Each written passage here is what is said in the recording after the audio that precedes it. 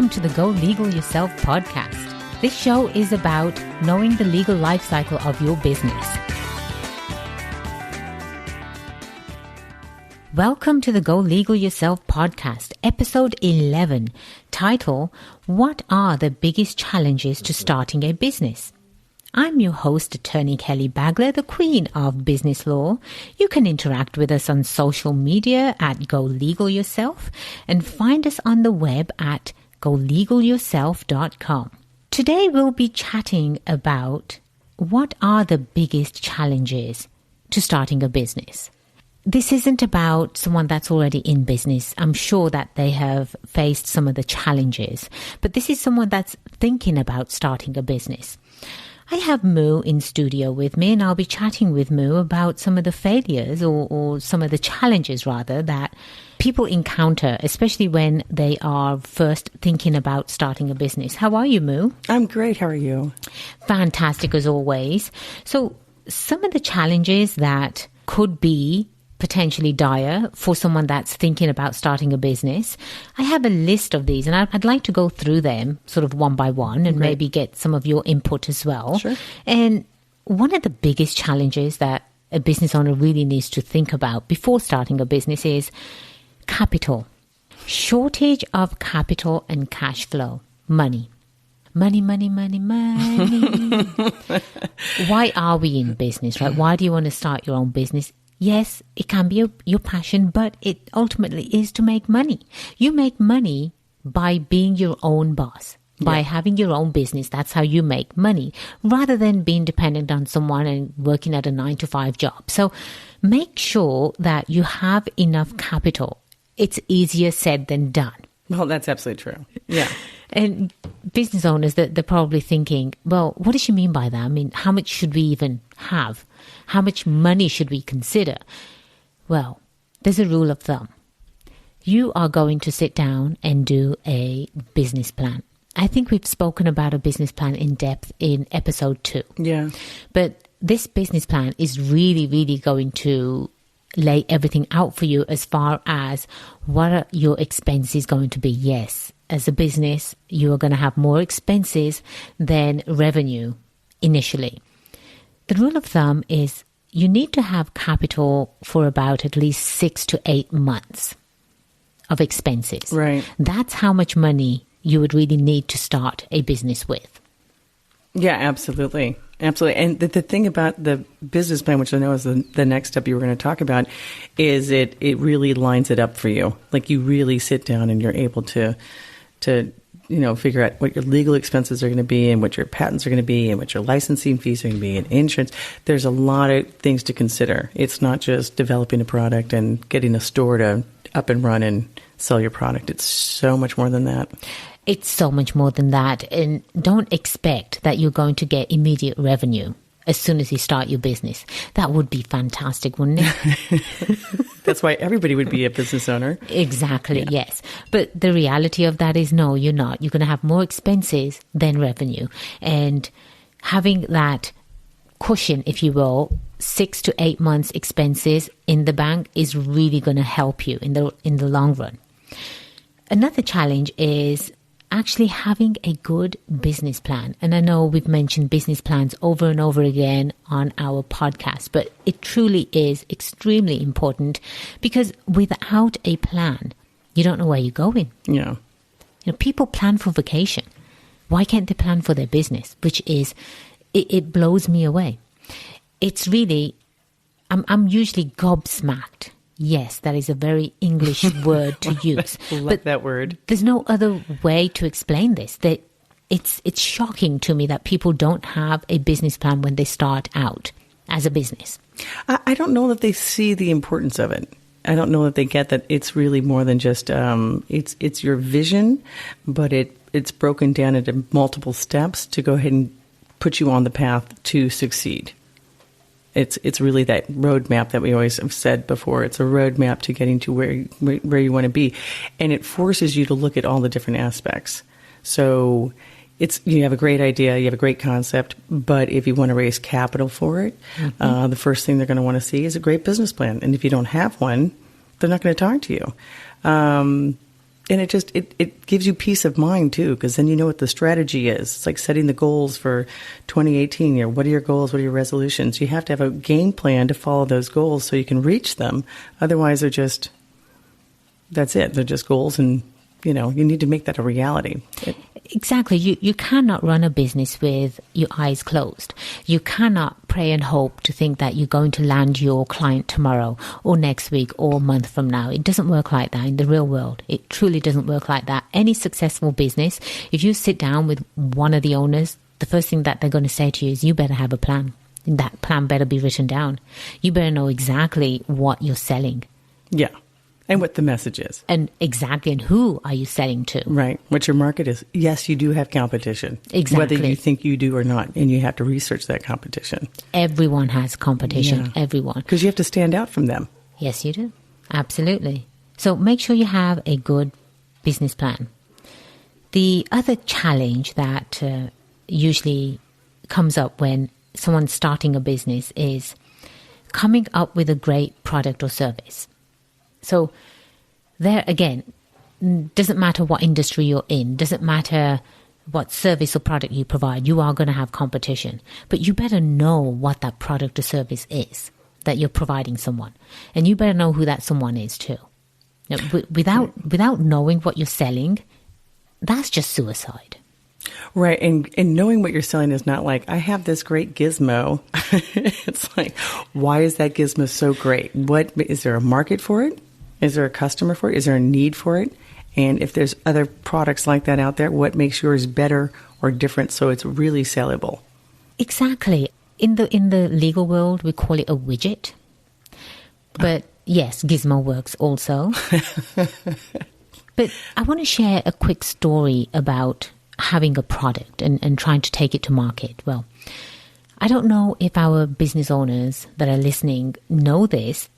I actually am the founder and creator of Eardoorables.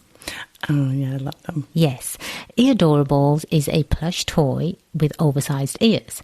Now, how many plush toys are there? Oh, my God. I have no idea. Millions. Saturated. And millions and millions of plush toys. Yeah. So why is it that mine is so special from everybody else's? Besides the fact that you design them. Well, there you go, of course. Of course. And because I have a plush toy and because it's got oversized ears and the ears are actually useful, I actually thought outside the box. I knew exactly what my product was and who it was going to be marketed to. Right. So really get to know what your product or service is and how is it different from somebody else's. It could be a price point. For example, Dollar Shave Club. We love that guy, don't we? Love him. He's hilarious. Love the commercials. Videos are great. How many years have razors been around? They've been around for centuries. And there's so many different types of razors out there. The market's saturated with them. Exactly. Yeah. And he came up with a brilliant idea. And by the way, listeners, if you can hear pitter-patter in the background, that's just Bella and Lady and Shartsy. Yes, so don't worry about that. And if you do hear snoring, it's not Moo. It's one of my dogs. Well, thank you for that, Moo. Sorry, exactly. Just kidding. Just kidding. So the concept of Dollar Shave Club was it's easier. It's the razors are accessible. They come to you. It could be the same product that everybody else is selling, but have a little twist to it. Have something different. So make sure that you know what your product or service is. The other challenge is people tend to fall off to the wayside. Business owners, when you start a business, stick with it. Right? If you're really, truly passionate about it, stick with it. Again, you are going to encounter failures. Yes, everybody encounters failures. Bill Gates encountered failures. Right? So Oprah encountered failures. Oh, yeah. We're encountering failures. Oh, yeah. But what does failures do? They make you stronger. If it doesn't kill you, it makes you stronger. And it's a huge learning lesson. Yeah, they're huge. I think you can't look at it as a failure. You have to look at it as a growth. You have to look at it as an opportunity to reevaluate your situation, why that failed, and how you can make it better, how you can make it work. You can't ever look at it as a failure. because that's really not what it is, because that emotionally starts to trigger everybody, and then they start to think, oh, maybe I can't do this. It's a roller coaster ride. Entrepreneurs drop off like flies because they get frustrated. They encounter a lot of no's and a lot of upsets, but it's a roller coaster. You have to just ride it out, have perseverance, determination, true grit. That's what makes entrepreneurs. That's what gets those people. You have to stick to the top. You have to stick to Absolutely. it. The first little road bump you encounter, embrace it. Yeah, exactly. Stick to it. If you truly believe in this and it's your passion, stick to it. Yeah. So another challenge is working more than you expected. So I'd like to share a little secret. Being an entrepreneur, it's not like having a 9-to-5 job. So when 5 o'clock hits and it's time for everybody else to knock off work and they go down to the local pub for a drink, can you do that as an entrepreneur? Well, I could. No. I'm also not in England going down to the pub. Oh, there you go. No, you probably aren't. You just don't have the time. Entrepreneurs, we don't work 9 to 5. We work all the time. Yeah. And if an important client calls you at 5:30, at 5:45, at 9:15 p.m. Way past your bedtime. Way past my bedtime. And this is an important client, and this is the only time that the client can talk to you. You better be available. Yeah. So you need to really have an expectation, not just you, but also your family as well. If you have family, if you have spouses, if you have dogs, if you have elderly parents you're looking after, make sure that you take this into consideration before starting a business, actually. How much time can you invest in that business? Some people invest 24/7, and that's okay because they can. Yeah. I certainly can't. And I know you can't. No. I know most of the business owners out there cannot either. So, keep that in mind. How much time can you actually expect to work? Well, I think there's that, and I think there's also finding that fine balance too. Because if you are so off balance, focus so much on that can also be detrimental as well. So it's really trying to balance all of it is really difficult, but you will definitely spend a lot more time starting up a business, and just to be mindful of it, I think that's really important. Absolutely. I'm really glad that you brought that point up, Moo, because in episode 9, we were speaking with an expert, Tia Ross, and I was talking to her about living on purpose. Yeah. So you're in your business deliberately on purpose. She's got a fantastic book, by the way. Please go and listen to episode 9 and pick up some of these tips that Tia was talking about. She was talking about that work-life balance, which is extremely important. So fantastic you brought that point up. Oh, my pleasure. I wasn't even pointed out to do that. Thank you very much. I guess you are worth the pennies I'm paying you, huh? 2.5. Well, there you go. The other thing that you just mentioned too is the other challenge is that people do get frustrated. Right? They get frustrated because they get rejected constantly by clients, by customers, by vendors, by banks, by financial institutes. You are going to get rejected, but that's okay. Absolutely. That's okay. It's basically being pushed off the horse. You just get up, dust yourself off, jump back on the horse and do it again. But you do it differently. Absolutely. And I think it's important to understand maybe why, if they rejected you. Find out why. Don't just walk away disappointed and upset. Like, see if you can go and find out a little bit more information. If there's a financial advisor that's like, I can't invest in this, I don't see what's, something about your business plan's not as off, find out what it is. Go fix it. Don't be afraid to ask those questions, especially from customers. If there's something that, they're like, I don't like this or that, they're probably very polite initially. Don't be afraid to go and get the criticism, because that will help you understand your market better so that you can create a better product. Ultimately, those are all going to go and lead you to ultimate success. Exactly. So those kinds of things are really valuable information that you can get from other people to really succeed and outshine your competition. Absolutely. Rejections are really important. Huge. Really important. Unless you're in high school, right. Middle school, rejected again. Those don't go over so well. No. But you do learn from them. Absolutely. And you do put out a better, stronger product or service. You're right. The other challenge that someone might have when starting a business is, well, how do they hire good employees? Employees can really suck. I'm just going to say it plainly. There's just no other way of saying it. Some employees can really suck. There's a commercial on the radio, and they called this employee that is really terrible at doing everything Dave. I don't know if you've heard of that commercial, but the commercial is, they say, well, let's call this employee Dave that does everything wrong.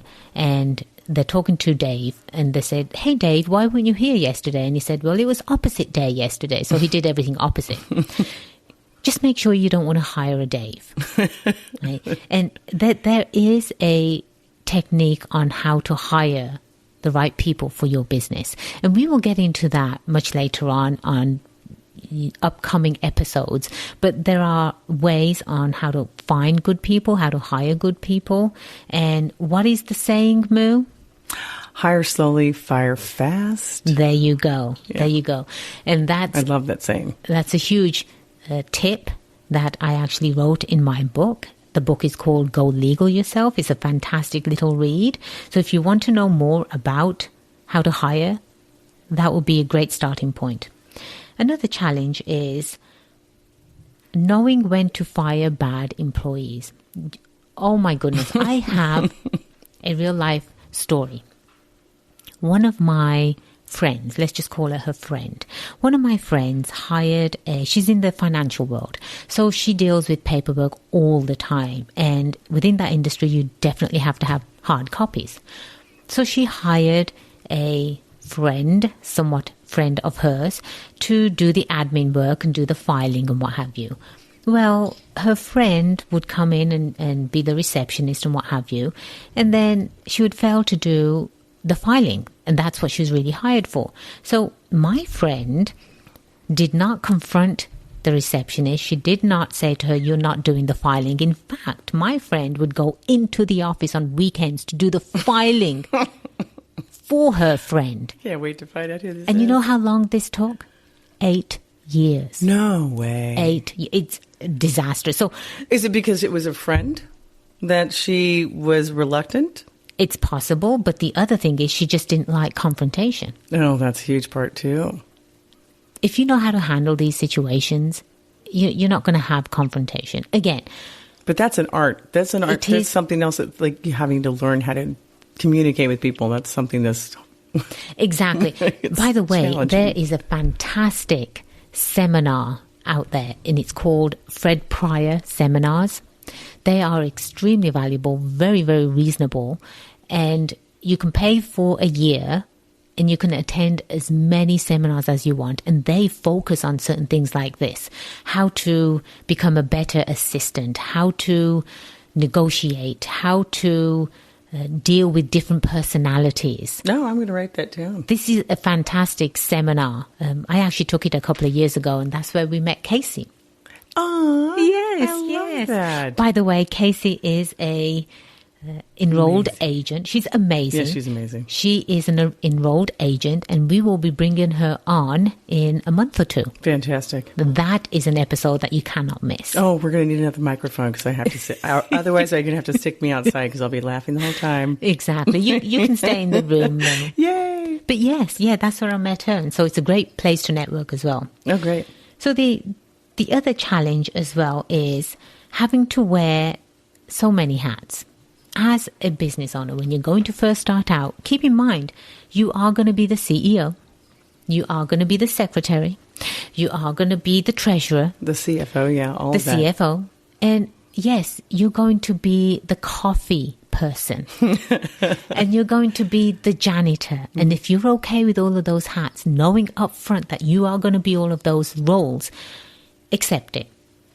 Again, you're growing your business. This is something that you are growing that belongs to you. Put your heart and soul into it. Yeah. And you are going to be wearing multiple hats. And to be careful with that, I think it's important to mention that prioritizing what you need to focus on most yeah, coffee's great. I need my coffee. If that's your priority to get you functioning in the day, go and make sure that gets done immediately. Exactly. It doesn't take too much time.